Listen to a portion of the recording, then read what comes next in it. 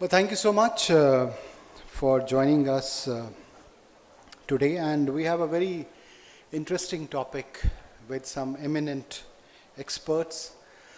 Customer-centric supply chain, enhancing collaboration through digital integration. So what I'll do is I will ask a set of questions in the first round, which is common, so that we get a perspective, an expert's perspective, and then some specific related to your domains, and you can share your stories from that. So let me start my first question with Mr. Jauhari, if I can start with you.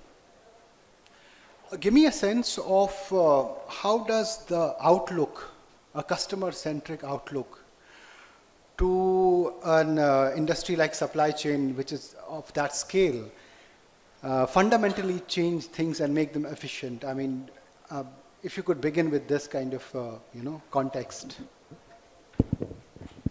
Okay, good evening, everyone. Am I kind of waking you up? Good evening, ladies and gentlemen. Yeah, and thanks, Ruhail. See, customer centricity is something which should be at the core of every business. When I say it should be at the core, because look at the way we have become so demanding, all of us as customers. We want the moon in whatever we do. If we are ordering a car, we want the moon in that. If we are ordering a biscuit, we want it to be delivered within the shortest possible time. So, and when we are ordering a ride, we get so impatient if it's delayed by a couple of minutes. So, we being customers and we as people representing the industry, we have a duty towards our customers to make it as pleasant an experience for them when they deal with us. And that is precisely how companies should look at customer centricity being the core of everything. Sorry, I'm not looking at you because there's too much of All right, yes. light coming my way. Yes. So we should be looking at customers as the thing which makes us survive and thrive. So companies which look at customers will have to do certain things to make the customers delighted. What can be done to make customers delighted is something, I've coined a term called 3C. So what you need to do is, it deals with connecting the customer to the supplier. So you have to connect your chain end to end, and 3C stands for connect, which is the first C, communicate, which is the second C, and the third C is collaborate. So first you connect, you start communicating, and once you start communicating, there's a lot of collaboration which happens across the chain. So a trigger from the supplier is going to impact the customer, and vice versa. Once companies understand this, and the previous panel spoke about AI and digital integration and all that, so using the power of data, using the power of technology, integrating the supply chain end to end is what should be the first step that companies need to take towards achieving customer delight, customer centricity. And with that, I think there are so many panelists, so let's hear out others as well. Absolutely. I think you've set the tone for this conversation, and I want to come to you, Mr. Sarda, right now. It can be a very broad term, customer centricity, but how do you define it specifically within your supply chain? And what metrics do you use to measure your success in achieving it? So taking it forward from how my colleague very well explained about customer centricity, so from the industry where we come, this is the only way to win in the business. Because a thorough understanding of the customer's business model, their value chain, is the starting point of how we are able to unlock the end-to-end value and create a win-win relationship. So there are different route to markets. India has a diverse customer landscape. And there cannot be, let's say, one solution that fits all the needs. And therefore, there needs to be a suite of solutions with which we are able to do what is best for the business and best for the customers. Maybe I can elaborate on these two dimensions, because it is very, very important that it goes hand in hand. When we are talking about doing things which are best for business, Supply chain really is at the core of how we can help our businesses win. This was always a pattern, this was emerging, but I think during the COVID pandemic is when the significance of supply chain and linking it to the winning of the business was more profound, because till then it was about having the brand on shelf. But after that, the competition is no more between the brands on the shelf, it is the competition of value chains that is making that brand available online or available on the shelf. So that changes the game. We look at it in three ways: top line, bottom line, working capital. This trio has to work in tandem. When it comes to top line, supply chain, let's say, very clearly enables availability. And availability is not just to maximize the business today, but also to unlock the value for future. For example, in the FMCG world, there is a lot of focus on growing the business in rural India. Last mile delivery solutions become very, very important for us to thrive. And if the products are not accessible, not available to the rural consumers, then it's a failure of supply chain. Or in other words, it's an opportunity where the supply chain can unlock new business lines and contribute in that growth. When it comes to bottom line, of course, it is about efficiencies. It is about that interconnectivity of different levers of value chain where we can unlock value for the business as well as for the customers. And when it comes to the working capital or the capital invested, it is really about how seamless the cash flows are. And in reality, cash flow is only mirroring the operations flow. So unless your operations flow is seamless, you will not be able to, let's say, have a worthwhile working capital cycle running. So supply chain decisively impacts all three dimensions of helping business in achieving better top line, bottom line, and the working capital. And at the core of it is customer centricity, because that starts with culture. Culture is about having that innovation, having that learning mindset, and having that passion to do what you can do and what you should do best for your customers. Is that the mantra that is running in the organization? Are we thinking customer first in everything that we are doing? Is one key enabler of, let's say, we becoming a customer-centric organization. So culture plays a very, very important role. Where do we place it? And this is what we all have seen with Amazon. When they are running their meetings, they have an empty chair just because they treat customer as the most important stakeholder and should be represented in the meeting. And that sets the tone right from the leadership that customer is important. So culture. Second piece, and I think there is enough that we have discussed during the day in the other panels, is on digital, because tech has to be a key enabler in the way we are operationalizing the supply chain strategies and the customer-centric supply chain strategies, which will actually unlock value as we are running the routine operations.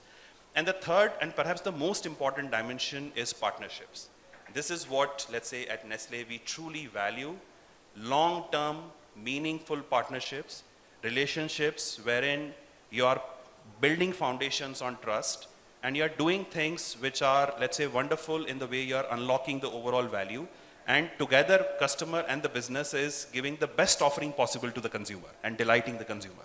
So I think if we are able to maintain this balance between doing what is best for the business and doing what is best for the customer, that's when a customer-centric supply chain is helping businesses win. Absolutely, I think you hit it on the nail. It's not just a mission statement that you put out. I think the culture part also, how you implement, is critical to it. Yes, you want to add to it? Yeah, just wanted to say that when you are building the customer-centric and keeping the customer in the center of everything you do, it helps you build that personal rapport with that customer and earn that trust. Right. So that is one way in which it adds to the efficiency in terms of building the business size. And second thing is that then you currently, organizations could be doing 100 odd things which are actually not adding to the customer's value proposition. Right. So if you are deciding all your processes, keeping that customer in mind, then you need not do 20-30% of that extra processes which you have just built in the name of compliance, governance, approval, the bureaucracy, and all that. You can get rid of all that and really make your processes very lean and just, have that kind of quick decision. Absolutely. I just want Yes, just I'm want to coming to you. I mean, in fact, my question was to you, but I want to contextualize this and ask you that how do we approach customer centricity in a way that kind of implement in a way that's beyond just a statement, you know, which truly reflects the culture of the organization? What's the best way to implement it? That's my question. I think we are saying customer is at the center, that's perfect, fine. But we have to see ourselves first, see how we have to implement the things. So we need a skilled, labor. We need a lot of investment on our trainings so that we gear up with the processes. You know, we can build up the processes, we can invest on the tooling, we can do everything. But investment on the training side is very important going further. If we don't do that, we're not able to, cultivate that culture what we are looking for basically. So as we all know, supply chain is nothing but cost optimization, cost reduction, on-time deliveries. These are all the mantras. Now another buzzwords coming about the cloud and AI and ML going further. But these all things will only sustain once we are more geared up with our skill sets. So we have to be more talented. And once we, once within the organization, if we are, been trained, we know how to use that particular processes, how to, see that particular analysis, I think we can do wonders that. So I will just take a step back and say that all the, supply chain professionals, they are the consultant. They have mammoth knowledge on it all around. Nobody can, beat the supply chain consultant because they are at the center of the organization and they know each and everything. Whether AI comes, they do that, whatever the part is, but the knowledge base which we have all supply chain professionals is among us. So those are maybe, old days, but old days sustain when we have, when we can utilize our new training skills going forward. I think Wonderful. So let me get the lady on the conversation, the only lady on the panel, Ms. Gupta. In your company, how do you place customer centricity? How do you approach it? If you can give an example of how it's being used, in a real used case scenario kind of a thing, First of all, thank you for inviting us on a special topic. If I talk about from our company perspective, we are dealing with the food. So we are selling a joy, it's not a food. So when we place customer into a center, we feel when he will get the product, how he will feel, how he will enjoy. So when we talk about the use case, I think when initially we started the 30 minutes delivery.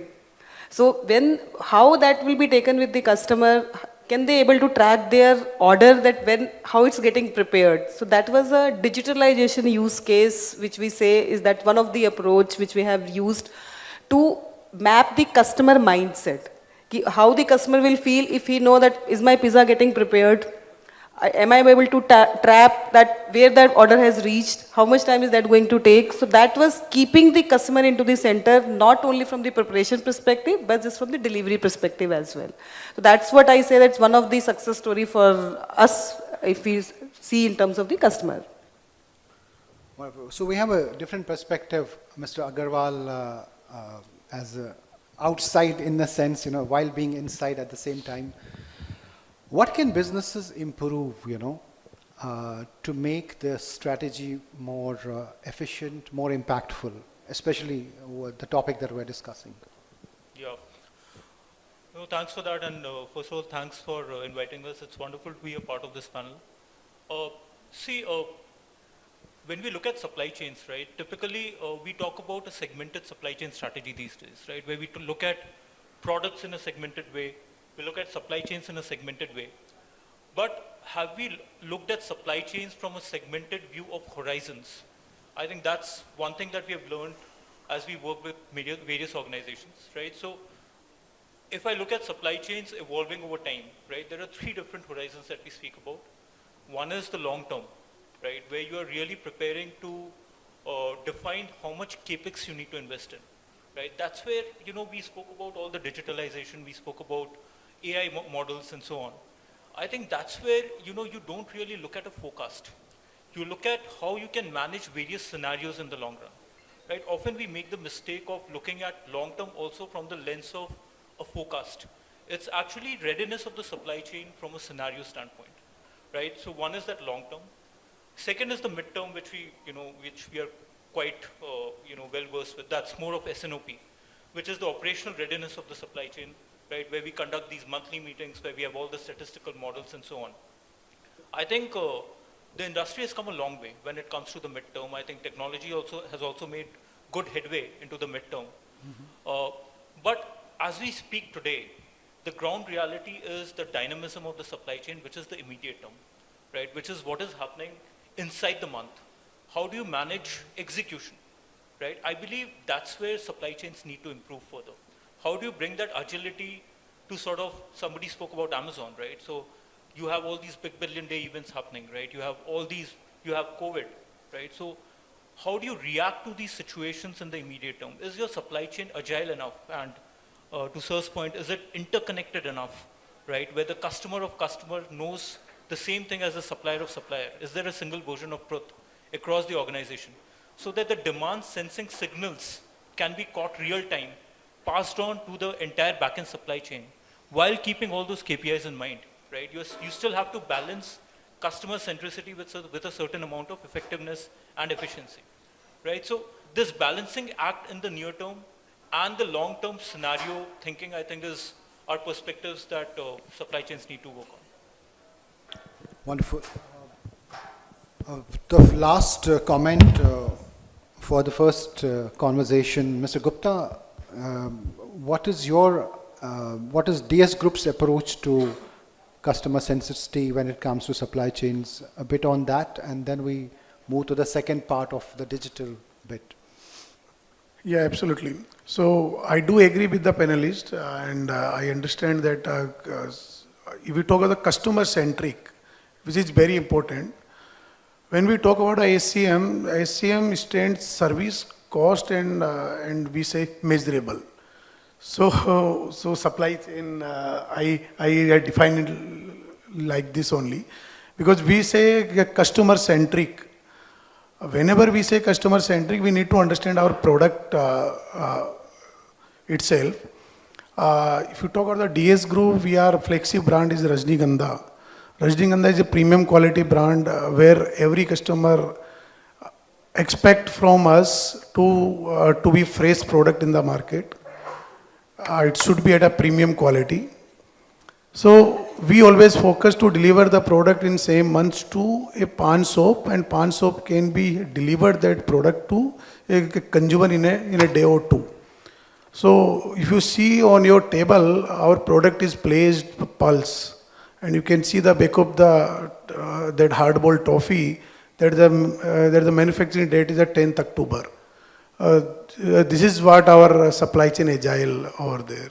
So we talk about agility in our supply chain always. This is start with the digitization and digitalization. That last panel was talked on that.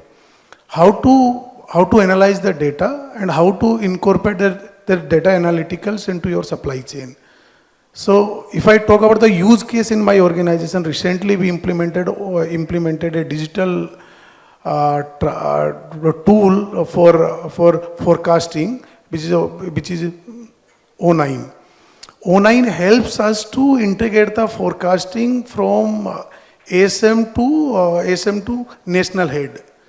Whereas prior to that, we used to collect the forecast from Excel formats in a different ASM, and used to collaborate those spreadsheet into a sheet. So now O9 is helping us to incorporate statistical forecast on a single page, also helping us to analyze the forecast accuracy in a way where we can transparently see into the entire supply chain, even supply chain guy, even production guy, even a ASM or ASU.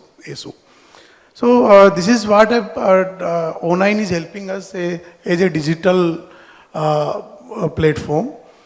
And we always say that our customer is is always a god in our philosophy because we can't say the customer is a trade partner, customer is a consumer always. So this is what from my side. Wonderful. This brings us to the end of the first round, and starting with you again, Mr. Jauhari. Let's talk about the digital integration part of it, you know. First of all, give me a sense of the tools that you use and how do you enable an efficient digital integration that talks across, you know, on both sides, to all the stakeholders. Your insights on that. Before I get into this, I would like to build upon what my two co-panelists mentioned about reducing muda from the chain. So they spoke about the balance sheet being healthy and removing, customer centricity being the focus should not lead us to doing a lot of things which don't add value to the whole process, don't make our processes efficient, and ultimately our bottom line kind of suffers. So that balancing, as Vipin also mentioned and Apurva mentioned, so that balancing is critical to doing anything and everything.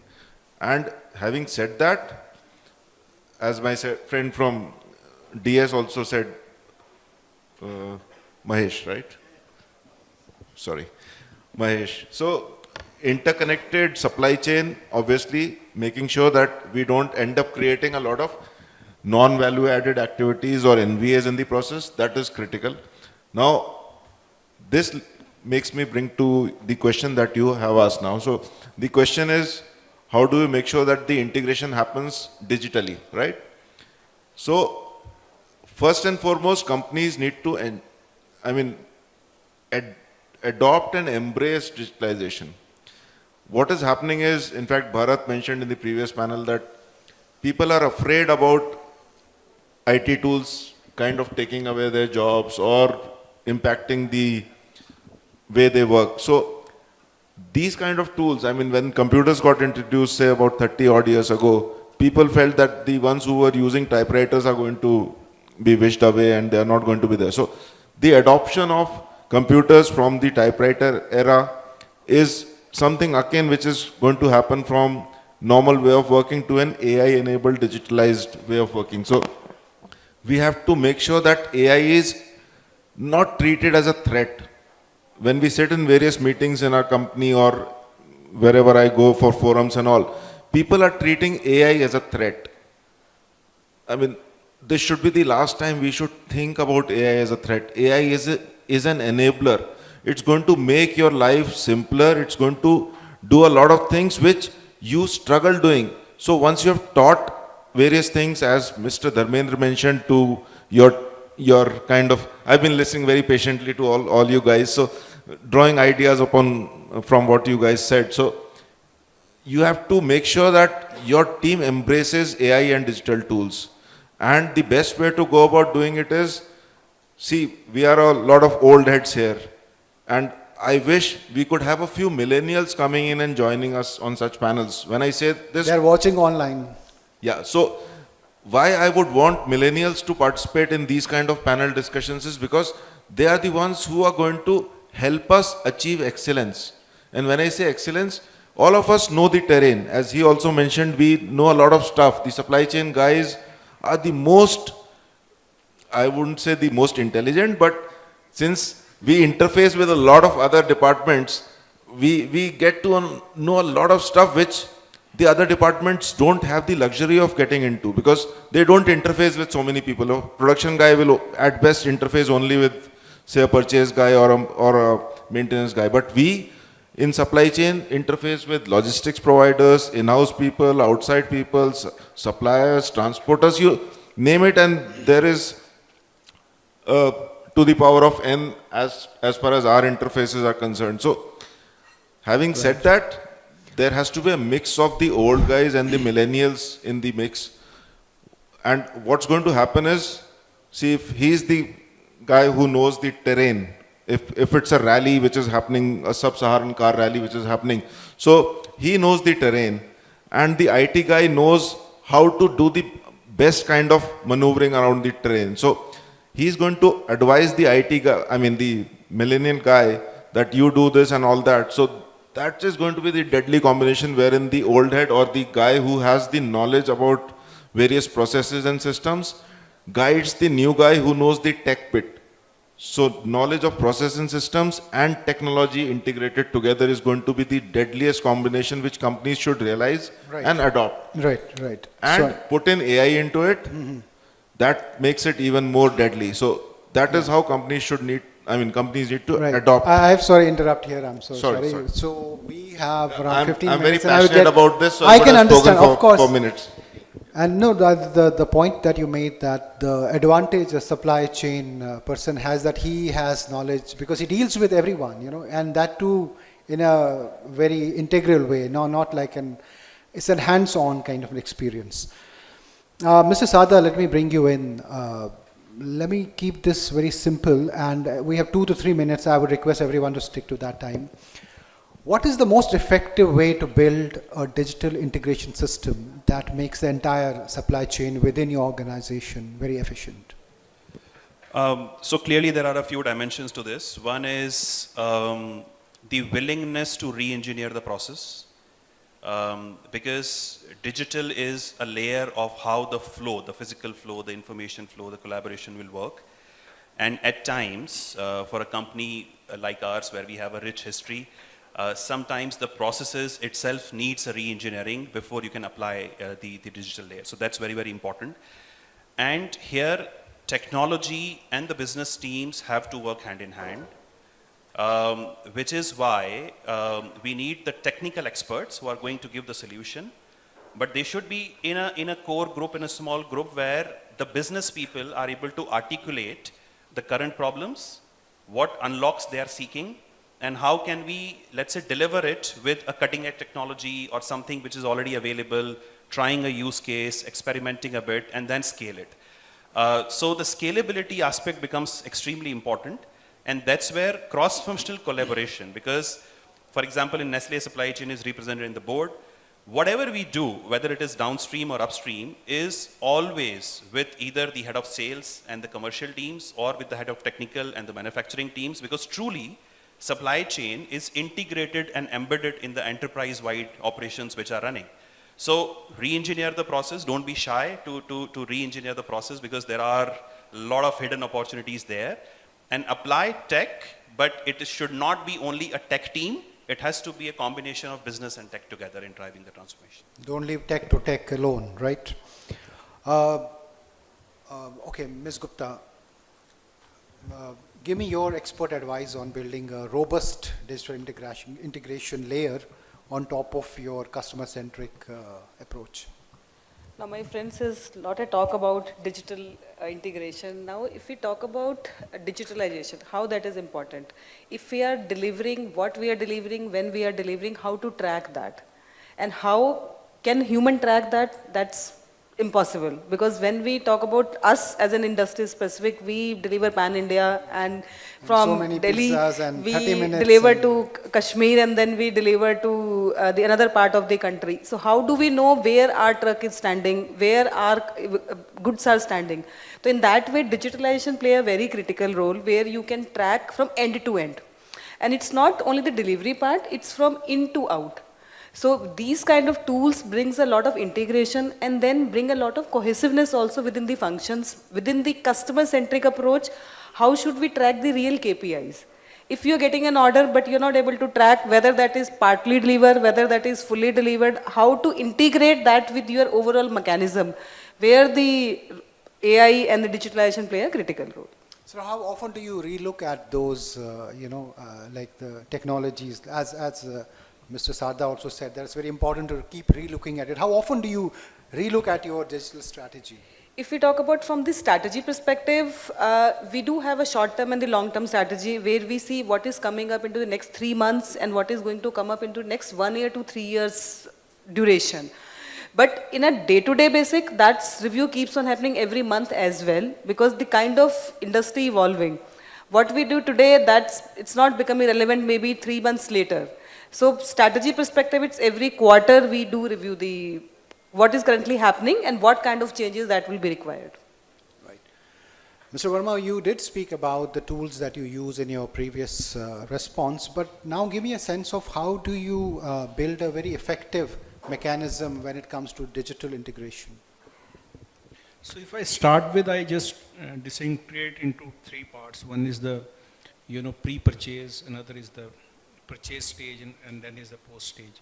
So these all are interlinked, right? So I get the customer order, supply chain are on their toes to order it to the manufacturer or to the OEMs or wherever it is. So, and then, bringing those things into the warehouse and then integrating that. So these all are, basically all are interconnected. So what we do, we are a service provider. So I'm into a telecom company, so it's a very highly regulated, requirement. We are more attached to the government. We need all approvals before doing all those things. So we have made our processes like that, and accordingly we do. So what we try to do is as all have said, that we are trying to make more digitalized. You see where our deliveries are. So those things are very common and now been, evident in each and every organization. But over and above, we have integrated with our compliances, how we have to fulfill that compliances, because every product requires, and it has an encryption. They have been homologated before we bring that into the in-country. So those things we integrate those things into that before ordering. So that are our one foremost criteria. So we have a checklist for that. So that is how we work accordingly, and we have made our in-house systems. And as you said, how we try to look into those things. So like long-term and short-term strategies. So we even if I take an example, we have take an example of Cisco, which produces a router.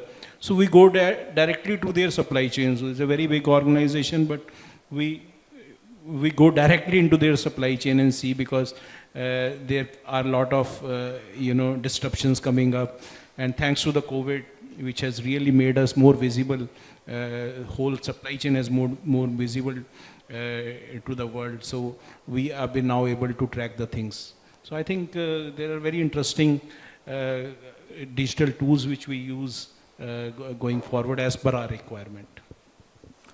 Mr. Bhushan, your comment?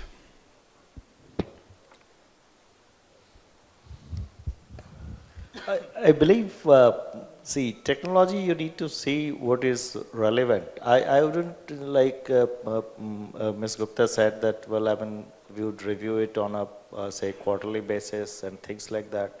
I think the way I would look at it is that see where your efficiencies are building up, right? If there is no need to, reinvent, then there is no need for it. But if you are building up lots of buffers, lots of queues, there are specific delays happening, then at that time you look what is the solution available in the market, and then you apply it, right? So that kind of, I think, need to happen in terms of what you are looking at, and it should be like customized solution for that. Mr. Gupta, we see, the space of supply chain is unpredictable. It's becoming sometimes, you cannot foresee what geopolitical situations, climate changes, it can be impacted. How do you build a responsive, responsive kind of digital integration system that helps you tide over such challenges? Are you actively pursuing that kind of an approach? Yeah, especially in our industry, we are working in such an industry where government is active on our industry. Whenever budget is coming and any regulations are changing frequently in India especially, any state government comes in a day and say your product is banned. In that case, we need to be agile enough. We need to have multiple plants across states, so that any states calls a ban in any time, we need to be ready with our another plant with the product availability. And as a second, when COVID came into the picture, their supply chain has played a role, especially vital role in entire placement, and especially I talk about, somebody was talking about the placement, and placement is very important in the kind of industry, retail industry especially, when I was in a restaurant supply chain, restaurant, our MD used to say at that time, whatever product is available with the quality and freshness, your product will be sold out.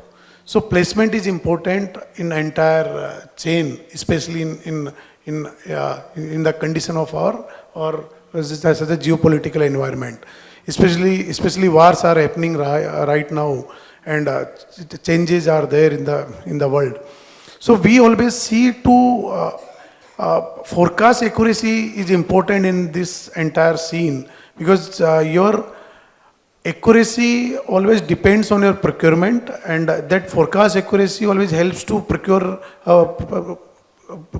the product at better cost, and produce the product on time, and especially place the product on time at the retail store. So if I say in a conclusion matter that we need to be agile enough, we need to be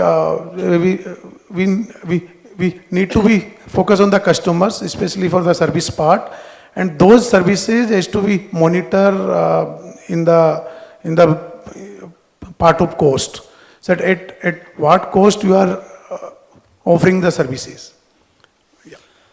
Great. Mr. Agarwal, so you are the quick auditor here of all the conversations, and if I tell you to do a quick audit of how companies are using the digital integration route to improve their customer-centric supply chain approach, what are the good things that you see, and what are the things that can be improved?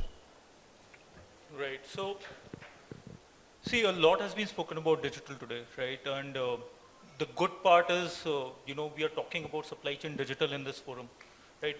There is recognition that digital has become a part of supply chain, right?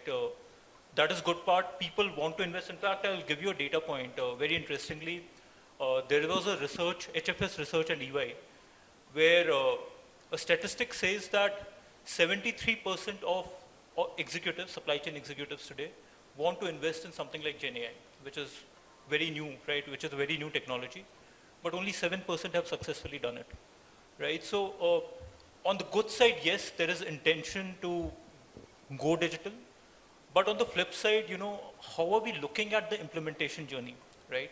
Are we looking at it as a big bang approach where we are doing digital just for the heck of it? Or are we really looking at a customized digital journey for an organization, right? I think we heard about a lot of good use cases. Right. I also like that acronym which somebody mentioned where SCM M stands for measurable, right? A lot of times digital journeys fail because we do not measure the business case of what we are implementing, right?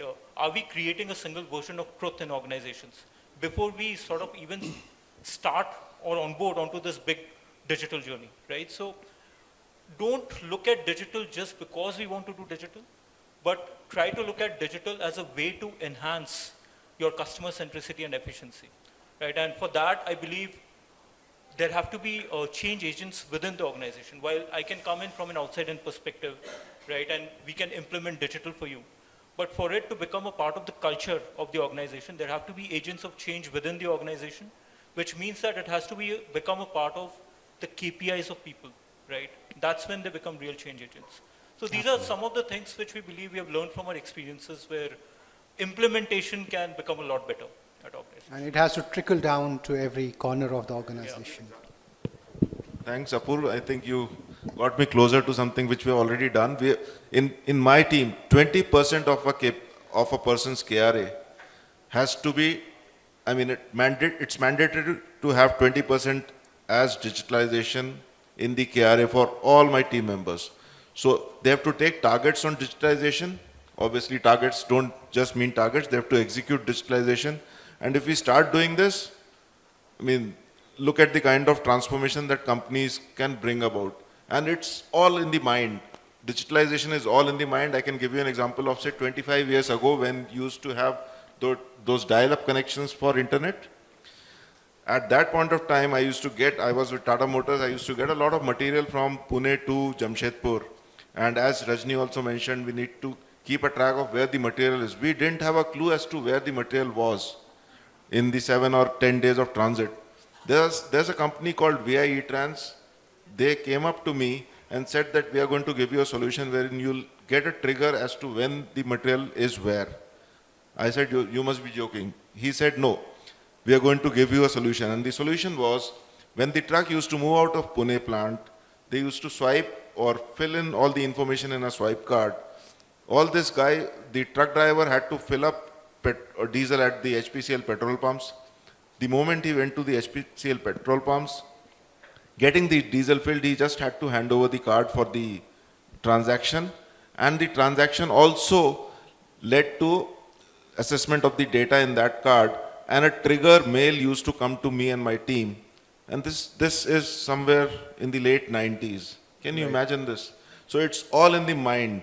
If you can think of innovative ideas, challenge the status quo, don't just go by what is available, what can be done.